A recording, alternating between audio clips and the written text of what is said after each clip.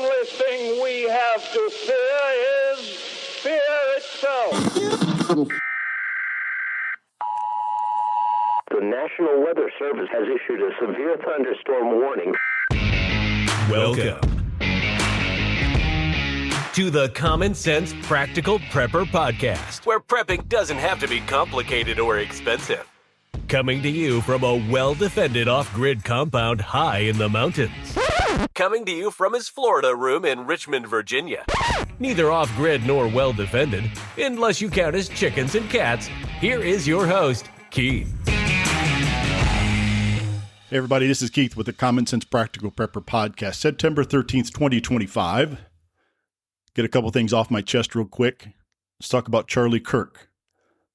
Charlie Kirk was assassinated for speaking his mind. Charlie Kirk was assassinated for exercising his First Amendment rights.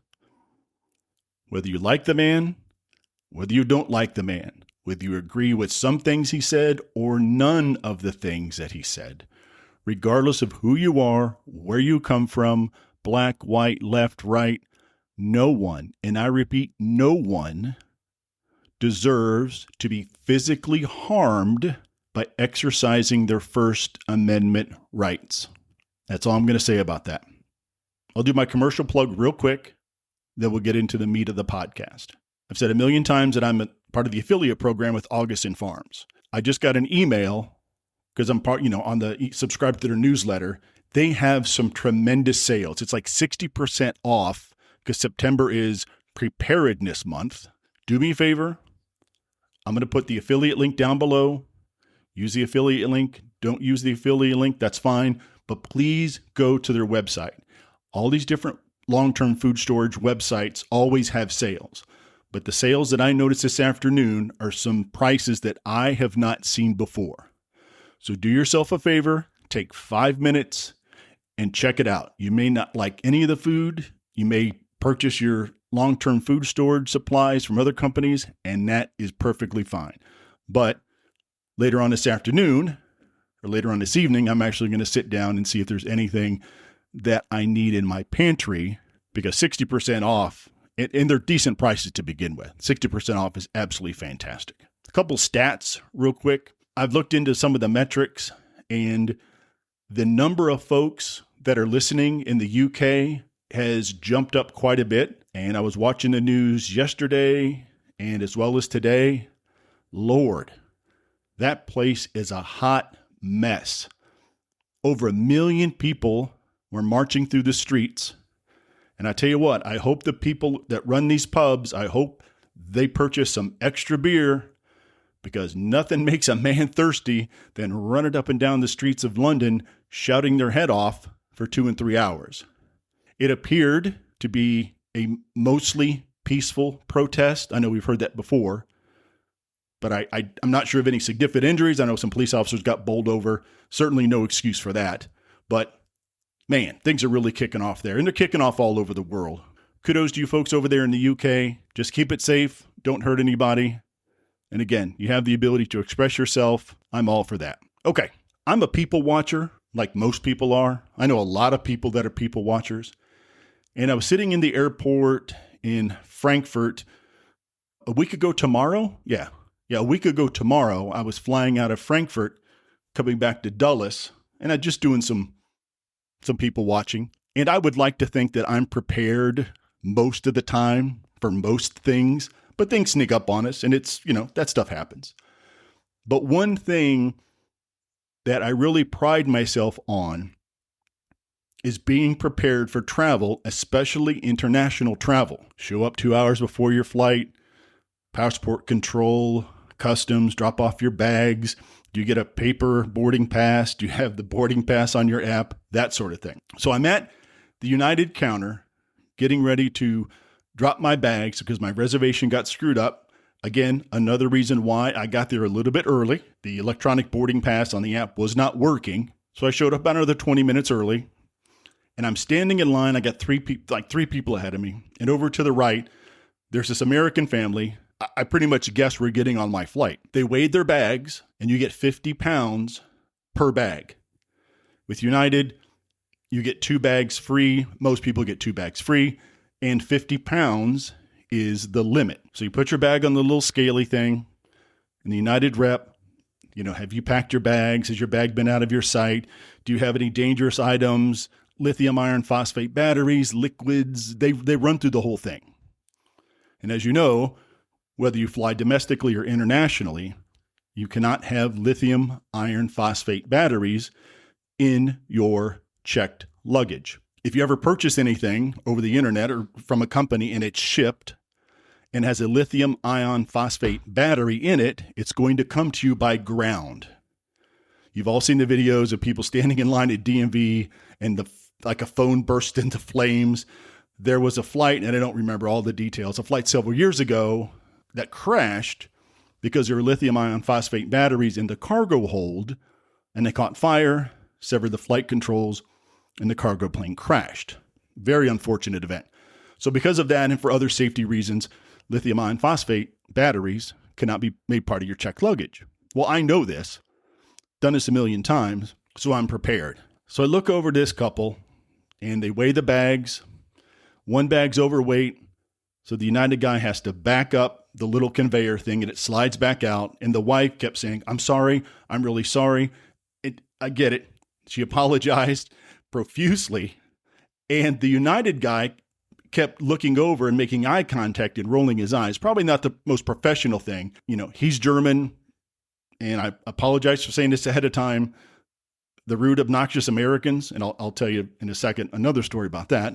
But you know what I'm talking about.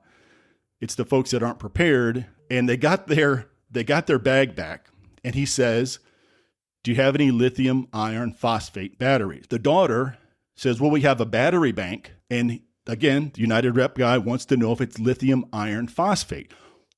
I have plenty of battery banks. They're not lithium iron phosphate. The dad then starts arguing with the daughter that it's and it just goes back and forth. And the United guy keeps looking over at me. And again, I just, make eye contact, shrug my shoulders, and I'm moving up in line. And the guy's very, very frustrated. But I get it. He has to maintain his, professionality.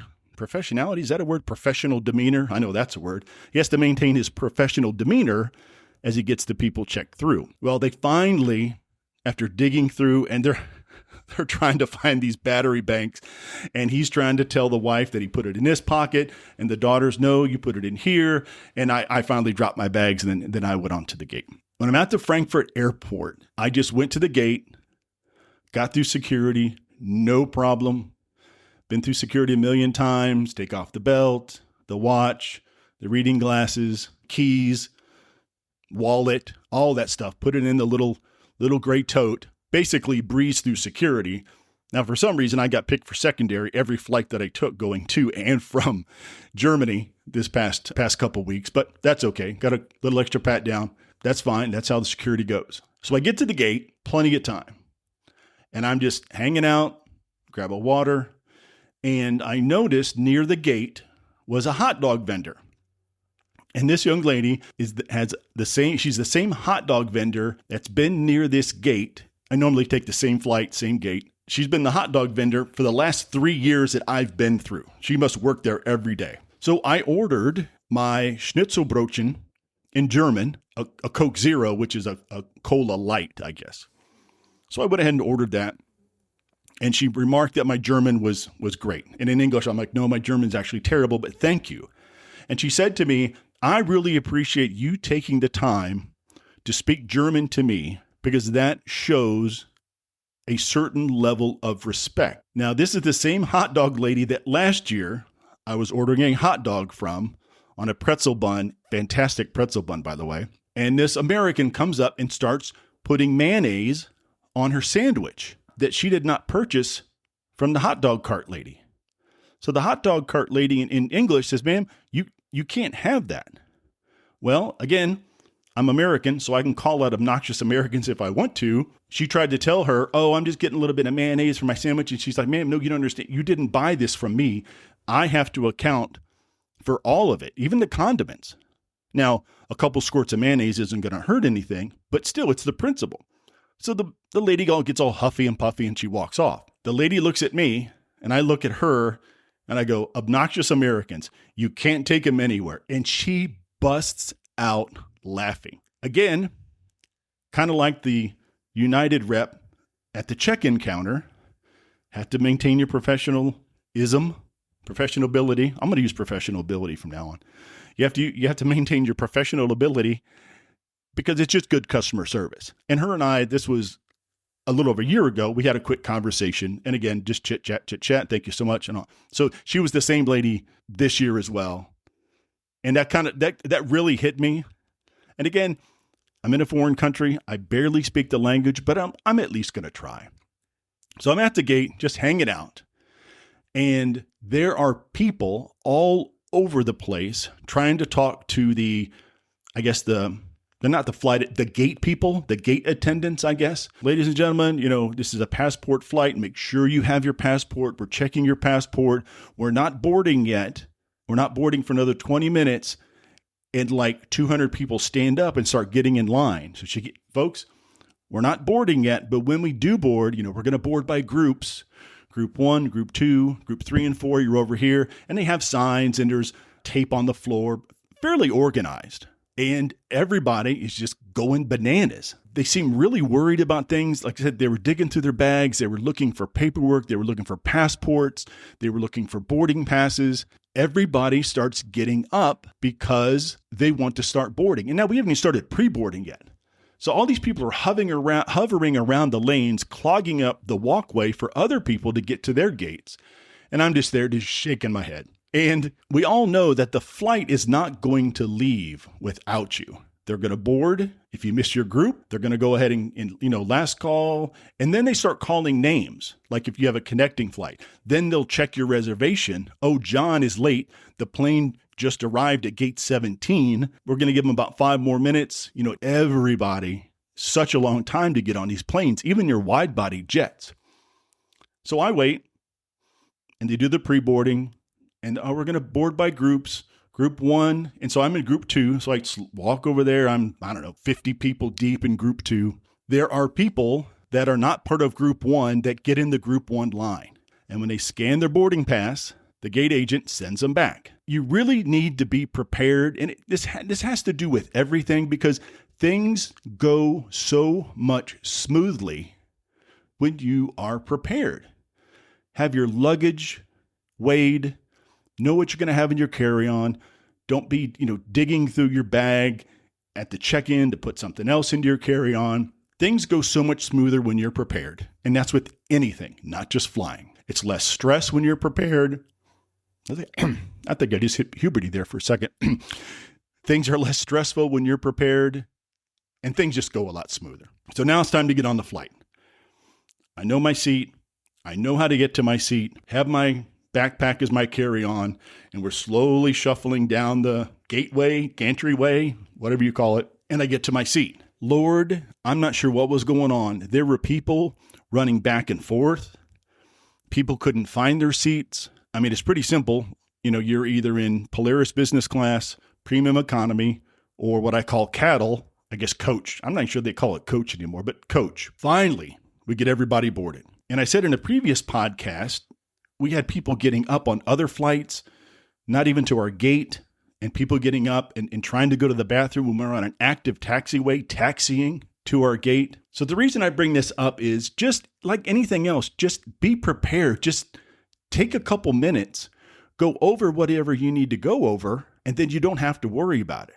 So number 1, anticipate what's coming. At the airport, that means checking your luggage on time, underweight or at weight, downloading your boarding pass on the app or printing it out, the paper version.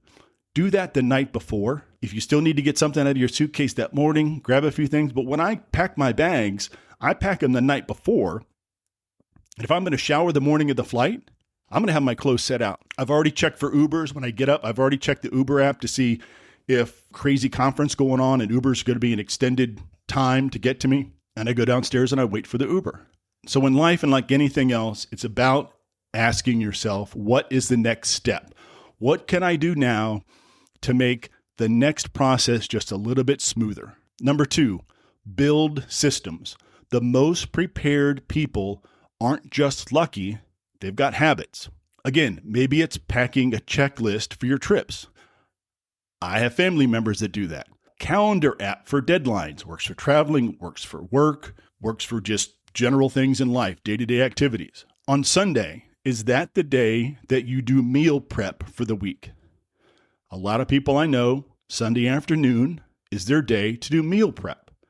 Find out what works for you and just make it automatic. Make it part of your routine. I have travel apps. I have all sorts of things on my phone. Make sure that I am prepared and nothing, if something was to pop up at the last second, I'm able to take care of it, and hopefully it doesn't throw too much of a hitch in my giddy up, and then I can, continue on with my trip or continue on with my day. Number 3, give yourself grace. We all screw up. I've forgotten my paper boarding pass. I've had to have it reprinted before I had the app. If you're unprepared, odds are you have the potential for more things to go wrong. When things go wrong, obviously, preaching to the choir, the key is to learn from these things. So next time you're not scrambling to do X, Y, and Z, and you say to yourself, well, what could I have done differently? Using it as a learning opportunity, whether you're getting ready to go on vacation and going to the airport, or you're at the airport getting ready to come home from vacation, you're still on vacation. So you want to try to make things as least stressful as you can. All right, folks, I hope everybody is doing well. Crazy, wacky times out there. If you need to reach me, practicalpreppodcast@gmail.com. On the Twitter, prep_podcast, or go ahead and search Common Sense Practical Prepper. Prepper Camp is in 2 weeks. And as it stands right now, I'm still going. There may be a couple wrenches thrown in the gears, but I'm trying to take care of those. So as of right now, I'm still planning on going. If anything changes, I'll let you know. It's not like my email box is full of people going, are you still going to Prepper Camp? Can we get together and talk about things at Prepper Camp? Okay. No, nobody's asked me that. So I'm sure everyone's like, well, Keith, we really don't care if you're going to Prepper Camp or not because, but thanks for the update. All right, folks, I hope everybody enjoys the rest of your weekend. A lot of additional people are tuning in, and I really do appreciate it. And as always, take care of one another, be safe out there, and until next time. Thanks for listening to the Common Sense Practical Prepper Podcast. Be sure to subscribe so you don't miss an episode. While you're at it, help spread the word by leaving a rating and review.